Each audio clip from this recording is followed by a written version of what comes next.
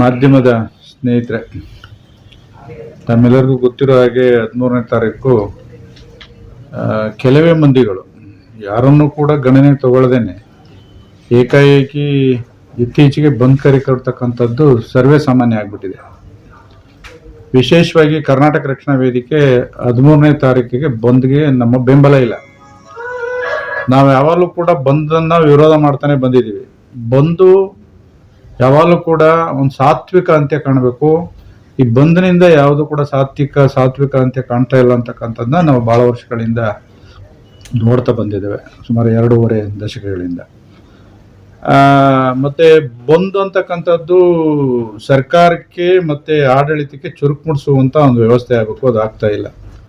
ನಾನು ಯಾವಾಗಲೂ ಕೂಡ ಟೌನ್ ಹಾಲಿಂದ ಫ್ರೀಡಂ ಪಾರ್ಕ್ವರೆಗೂ ಒಂದು ಜಂಬೂ ಸವಾರಿ ಮಾಡ್ತಾರೆ, ಅದನ್ನು ಜಂಬೂ ಸವಾರಿ ಅಂತ ನಾನು ಕರಿತೀನಿ. ಯಾವಾಗಲೂ ಕೂಡ ಹೋರಾಟ ಯಾವಾಗಲೂ ಕೂಡ ಬೆವರು ಬರಬೇಕು. ಆ ರೀತಿ ಹೋರಾಟಗಳು ಇಲ್ಲ, ಆಗ್ತಾ ಇಲ್ಲ.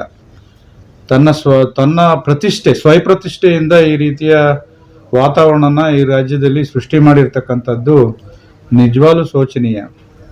ಸಂಘಟನೆಗಳು ಇವತ್ತು ಅಖಂಡ ಕರ್ನಾಟಕದಲ್ಲಿ ಸಾಕಷ್ಟು ಸಮಸ್ಯೆಗಳಿದೆ. ಇವತ್ತು ಮಳೆ ಇಲ್ಲದೆ ಕೆಲವು ತಾಲೂಕುಗಳಲ್ಲಿ, ಜಿಲ್ಲೆಗಳಲ್ಲಿ, ಉತ್ತರ ಕರ್ನಾಟಕ ಇರ್ಬೋದು, ನಮ್ಮ ಹಳೆ ಮೈಸೂರು ಭಾಗದಲ್ಲಿರ್ಬೋದು, ಸಾಕಷ್ಟು ಮೊಳಕೆನೆ ಹೊಡೆದಿಲ್ಲ. ಇವತ್ತು ಭೂಮಿಲೇ ಬೀಜ ಒಣಗಿ ಬತ್ತೋಗಿರ್ತಕ್ಕಂಥದ್ದನ್ನ ನಾವು ಕಾಣ್ತಾ ಇದ್ವಿ. ಅದ್ರ ಬಗ್ಗೆ ಸರ್ಕಾರದ ಕಿವಿ ಹಿಂಡುವಂಥ ಕೆಲಸ, ಅದರ ವಿಚಾರದಲ್ಲಿ ಹೋರಾಟಗಳನ್ನ ತಗೋಬೇಕಾಗಿತ್ತು. ಮತ್ತೆ ಕಾವೇರಿ ಯಾವಾಗಲೂ ಕೂಡ ಈ ರಾಜ್ಯದ ಒಂದು ಭಾಗನೇ, ಇಲ್ಲ ಅಂತ ಹೇಳಲ್ಲ. ಆದರೆ ಸಂವಿಧಾನಾತ್ಮಕವಾಗಿ ಇವತ್ತು ನಮ್ಮ ರಾಜ್ಯಗಳು ಇವತ್ತು ಸರ್ಕಾರಗಳು ನಡ್ಕೊಂಡಿರೋ ರೀತಿಗಳು ಹೆಂಗಿದಾವೆ ಅಂದರೆ, ಅವ್ರ ಆಸ್ತಿಗಳನ್ನ ಹೆಂಗ್ ಬೇಕಾದರೂ ಇವತ್ತು ಕಾನೂನಲ್ಲಿ ಗೆದ್ದು ಬರುವಂಥದ್ದು ನಾವು ಕಾಣ್ತಾ ಇದ್ದೇವೆ. ಆದರೆ ಈ ನಮ್ಮ ನಾಡಿನ ಸಂಪತ್ತನ್ನು ರಕ್ಷಣೆ ಮಾಡ್ಕೊಳ್ಳೋದ್ರಲ್ಲಿ ರಾಜ್ಯ ಸರ್ಕಾರಗಳದ್ದು ಪದೇ ವಿಫಲ ಆಗ್ತಾ ಇದೆ. ಪಕ್ಕದ ರಾಜ್ಯದ ಯಾವಾಗಲೂ ಕೂಡ ಗೆಲುವು ಕಾಣ್ತಕ್ಕಂಥ ನಾವು ನೋಡ್ತಾ ಇದ್ವಿ. ಇಚ್ಛಾಶಕ್ತಿ ಕೊರತೆ ನಮ್ಮ ಚುನಾಯಿತ ಪ್ರತಿನಿಧಿಗಳಿಗೆ, ನಮ್ಮ ಸರ್ಕಾರಕ್ಕೆ. ಇದ್ರ ವಿರುದ್ಧವಾಗಿ ಸಂಘಟನೆಗಳು ಗಟ್ಟಿಯಾಗಿ ಹೋರಾಟ ತಗೋಬೇಕು. ಹೋರಾಟ ಅಂತಕ್ಕಂಥದ್ದು ಸಾತ್ವಿಕ ಅಂತ ಕಾಣಬೇಕು. ಸುಮ್ಮನೆ ಅವತ್ತು ಏನೋ ಆಯ್ತು ಮುಗೀತು ಅಂತ ಹೋಗಿ ಮನೇಲಿ ಮಲ್ತಕ್ಕಂಥದ್ದಲ್ಲ. ಹೋರಾಟ ಸಾತ್ವಿಕ ಅಂತ ಕಾಣೋವರೆಗೂ ಹೋರಾಟಗಳಾದ್ರೆ ಮಾತ್ರ ಸಂಘಟನೆಗಳಿಗೆ ಮತ್ತೆ ಹೋರಾಟಕ್ಕೆ ಒಂದು ಬಲವಾದ ಒಂದು ಶಕ್ತಿ ಸಿಗ್ತದೆ ಅಂತಕ್ಕಂಥದ್ದು ನಾವು ಮರಿಬಾರದು. ಹಾಗಾಗಿ ಇವತ್ತು ಕನ್ನಡಿಗರ ಉದ್ಯೋಗದಲ್ಲಿ ಮಾನ್ಯ ವಾಟಾಳ್ ಅವರು ಯಾವುದೇ ಪ್ರಶ್ನೆಗಳನ್ನು ಎತ್ತಲ್ಲ. ಕನ್ನಡಿಗರ ಉದ್ಯೋಗ ಸೃಷ್ಟಿ ಮಾಡೋದ್ರಲ್ಲಿ ಸರ್ಕಾರವನ್ನು ಕಿವಿಂಡುವಂತ ಕೆಲಸನೂ ಮಾಡಲ್ಲ. ಯಾಕೆಂದ್ರೆ ಇವರು ಹಿಂದೆ ಶಾಸಕರಾಗಿದ್ದಂಥವ್ರು, ಮಾಜಿ ಶಾಸಕರು. ನೀವು ಸರ್ಕಾರದ ಮಟ್ಟದಲ್ಲಿ ಮುಖ್ಯಮಂತ್ರಿ ಇರ್ಬೋದು, ಸಚಿವರು ಇರ್ಬೋದು, ಯಾರನ್ನು ಬೇಕಾದರೂ ಗಟ್ಟಿಯಾಗಿ ಕೇಳುವಂತ ಒಂದು ಹಿರಿಯತನ ನಿಮ್ಮಲ್ಲಿದೆ. ಅದನ್ನು ಮಾಡೋದು ಬಿಟ್ಟು ಮಾತೆತ್ತರೆ ಬಂದ್ ಮಾಡಿ ಅವೈಜ್ಞಾನಿಕವಾಗಿ ನೀವು ಕರೆ ಕೊಟ್ಟು ಅದರಲ್ಲಿ ಯಾವುದೇ ಒಂದು ಸಾತ್ವಿಕ ಅಂತ್ಯ ಮತ್ತೆ ಅದರಲ್ಲಿ ಯಾವುದೇ ಒಂದು ನಾವು ಇದನ್ನು ಕಾಣ್ಲಿಕ್ಕೆ ಆಗ್ತಾ ಇಲ್ಲ. ಯಶಸ್ಸನ್ನ ದಯಮಾಡಿ ಈ ಬಂದ್ಗಳು ಕರೆಯುವಾಗ ದಯಮಾಡಿ ಎಲ್ಲ ಸಂಘಟನೆಗಳನ್ನ, ಸಮುದಾಯದ ಸಂಘಟನೆಗಳನ್ನ ಪಕ್ಷಾತೀತವಾಗಿ, ಜಾತ್ಯತೀತವಾಗಿ ಎಲ್ಲ ಶಾಸಕರನ್ನ, ಸಂಸದರನ್ನ ವಿಶ್ವಾಸ ತಗೊಂಡು ನಾವು ಈ ರೀತಿ ಮಾಡಬೇಕು ಅಂತ ಇದ್ದೇವೆ. ನೀವು ಕಾವೇರಿ ವಿಚಾರದಲ್ಲಾಗ್ಲಿ ಮತ್ತೆ ಯಾವುದೇ ನದಿಗಳು, ನಮ್ಮ ರಾಜ್ಯದ ಯಾವುದೇ ನದಿಗಳಿರೋ ವಿಚಾರದಲ್ಲಿರ್ಬೋದು, ವಿಶ್ವಾಸ ತಗೊಂಡು ಅವ್ರನ್ನ ಕಿವಿ ಹಿಂಡಿ ಕಡೆ ಹಂತದಲ್ಲಿ ಇದು ಬಂದ್ ಅಂತಕ್ಕಂಥದ್ದನ್ನ ಮಾಡಬೇಕಾಗ್ತದೆ. ಏಕಾಏಕಿ ಸಂತೆಲಿ ಕೂದಂಗೆ ಬಂದ್ ಅಂತ ಹೇಳಿ ನೀವು ಆ ಬಂಧನ ಮೌಲ್ಯಗಳನ್ನ ಕಳೀತಾ ಇರೋದು ನೋಡಿದ್ರೆ, ಇತ್ತೀಚೆಗೆ ಯುವ ಪೀಳಿಗೆಗಳಿಗೆ ನೀವೇನು ಮಾರ್ಗದರ್ಶನ ನೀಡ್ತೀರಿ, ಮತ್ತೆ ಯುವ ಹೋರಾಟಗಾರರಿಗೆ ನಿಮ್ಮ ಮಾರ್ಗದರ್ಶನ ಏನು ಅನ್ನುವಂಥ ಪ್ರಶ್ನೆ ನಮ್ಮ ಮುಂದೆ ಇದೆ. ದಯಮಾಡಿ ಇನ್ಮೇಲಾದರೂ ನಿಮ್ಮ ಹಿರಿತನಕ್ಕೆ ತಕ್ಕನಾಗಿ ಎಲ್ಲರಿಗೂ ಸಲಹೆಗಳು ಕೊಟ್ಟು ಎಲ್ಲರನ್ನು ವಿಶ್ವಾಸ ತಗೊಂಡು ಒಂದು ಹೋರಾಟ ಮಾಡೋದ್ರಲ್ಲಿ ಯಶಸ್ಸನ್ನ ಕಾಣ್ಬೋದೇ ಹೊರತಾಗಿ ಯಾರೋ ಒಂದು 3 ಜನ ಕೂತ್ಕೊಂಡು ಕರೆ ಕೊಟ್ಟಂತ ಒಂದು ಹೋರಾಟಕ್ಕೆ ಇವತ್ತು ನಾವು ಗೊಂದಲಕ್ಕೆ ಸಿಕ್ಕಾಕತ್ತೀವಿ. ನಾವು ಯಾಕೆ ಅಂದ್ರೆ ಮೊದಲಿಂದನೂ ಕೂಡ ಯಾವಾಗಲೂ ಕೂಡ ಬಂದನ್ನು ವಿರೋಧ ಮಾಡಿದ್ದೀವಿ. ಬಂದಿನಿಂದ ನಮಗೆ ಯಾವುದು ಕೂಡ ಪರಿಹಾರ ಸಿಕ್ಕಿಲ್ಲ.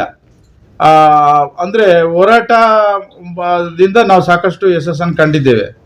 ನಾವು ಹೇಳ್ತಕ್ಕಂಥದ್ದು ಇಷ್ಟೇ, ನೀವು ಬಂದು ಕರೆ ಕೊಡೋದಕ್ಕೆ ಮುಂಚೆ ನೀವು ಎಲ್ಲರನ್ನೂ ವಿಶ್ವಾಸ ತಗೊಂಡು ಚರ್ಚೆಗಳಾದ ಮೇಲೆ ಅಂತಿಮವಾಗಿ ಕೆಲವು ನಿರ್ಣಯಗಳನ್ನು ತಗೋಬೇಕಾಗ್ತದೆ. ನೀವು ಯಾರನ್ನು ಕೇಳದೆ ಏಕಾಏಕಿ ತಗೊಳ್ಳುವಂಥ ಒಂದು ನಿರ್ಧಾರಗಳು ಇತ್ತೀಚೆಗೆ ಹೆಚ್ಚು ಆಗ್ತಾ ಇದೆ. ನೀವು 4 ಜನನೇ ಈ ರಾಜ್ಯದಲ್ಲಿ ಕರೆ ಕೊಟ್ಟಾಗ ಯಶಸ್ಸು ಕಾಣ್ಲಿಕ್ಕೆ ಆಗೋದಿಲ್ಲ ಅಂತಕ್ಕಂಥದ್ದು ಕೂಡ ನಿಮಗೆ ಮನವರಿಕೆ ಮಾಡುವಂಥ ಒಂದು ಪತ್ರಿಕಾಗೋಷ್ಠಿ ಇವತ್ತು.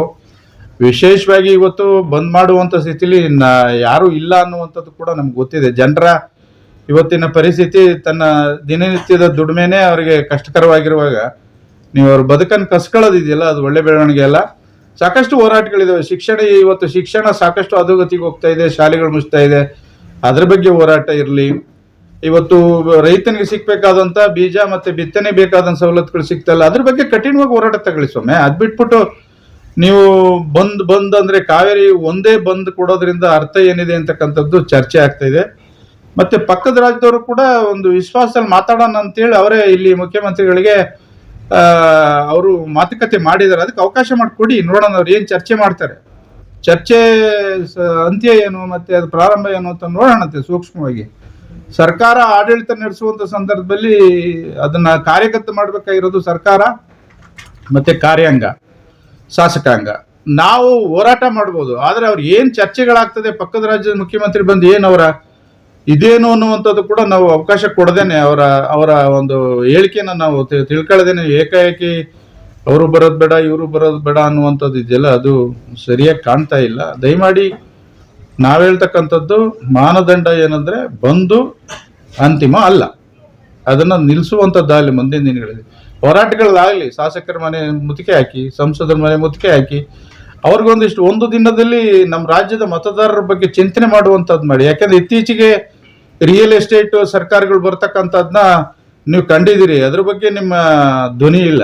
ಇವತ್ತು ಸುಮ್ಮನೆ ಏನೋ ಒಂದು ಪ್ರಚಾರದ ಗೀಳಿಗೆ ಬೀಳ್ಬೇಡಿ. ನೀವು ಈ ವಯಸ್ಸಲ್ಲಿ ಹಿರಿತನಕ್ಕೆ ನಮಗೆ ಗೌರವ ಇದೆ, ಆದರೆ ನಿಮ್ಮ ನಡವಳಿಕೆಗಳು ಎಲ್ಲೋ ಒಂದ್ ಕಡೆ ನಮಗೂ ಇರ್ಸು ಮುರ್ಸು ತರ್ತಾ ಇದೆ. ಯಾಕಂದ್ರೆ ಸ್ವಾಭಿಮಾನಿ ಬಣ ರಾಜ್ಯ ಮಟ್ಟದಲ್ಲಿ ಸಾಕಷ್ಟು ಹೋರಾಟಗಳಲ್ಲಿ ಯಶಸ್ಸು ಕಂಡಿದೆ, ಸಾತ್ವಿಕ ಹಂತದ ದಿಕ್ಕಿನಲ್ಲಿ ಸಾಕ್ತದೆ ಸಂಘಟನೆ. ಹಾಗಾಗಿ ದಯಮಾಡಿ ಮುಂದಿನ ದಿನಗಳಲ್ಲಿ ಈ ಬಂದಂತಕ್ಕಂಥದ್ದ ನೀವು ಕೊನೆಗೊಳಿಸಬೇಕು. ಅದು ಅಂತಿಮವಾಗಿ ಚರ್ಚೆಗಳಾಗ್ಲಿ, ಮತ್ತೆ ಚರ್ಚೆಗಳಾದ ಮೇಲೆ ನೀವು ಒಂದು ವಿಶ್ವಾಸಕ್ಕೆ ಬರೋದು ಒಳ್ಳೆಯದು ಅಂತಕ್ಕಂಥದ್ದು ಕರ್ನಾಟಕ ರಕ್ಷಣಾ ವೇದಿಕೆ ಸ್ವಾಭಿಮಾನಿ ಬಣದ ಇವತ್ತಿನ ಪತ್ರಿಕಾಗೋಷ್ಠಿಯ ಮೂಲ ಉದ್ದೇಶ ಆಗಿರ್ತದೆ.